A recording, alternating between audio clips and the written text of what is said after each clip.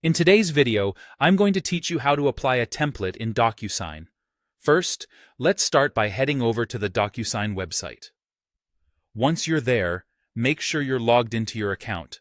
If you aren't already, just take a moment to enter your login credentials and click to sign in. It's important to be logged in because this will give you full access to all the features we'll be using.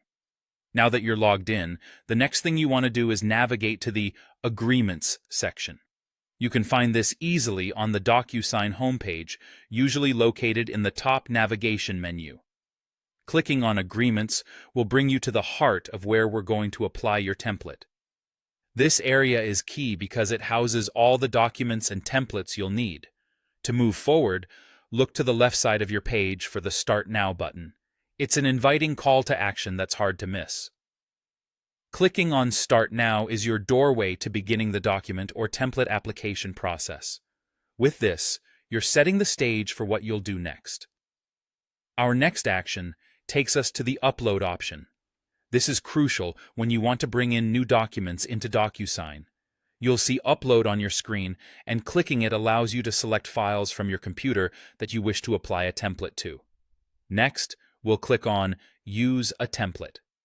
This step is where we bridge the gap between your uploaded document and Docusign's powerful template feature.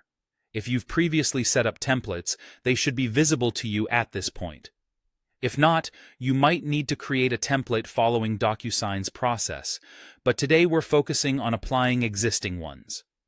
Now, it's time to click on the template you'd like to apply. For those who see an empty screen, remember, you'll need to create or upload a template first for it to appear here. For this demonstration, let's select the option labeled Test Template. It's an example template, but perfect for showing you how it's done. Once your desired template is chosen, you'll want to click Add Selected. This last action links your chosen template with the document you uploaded.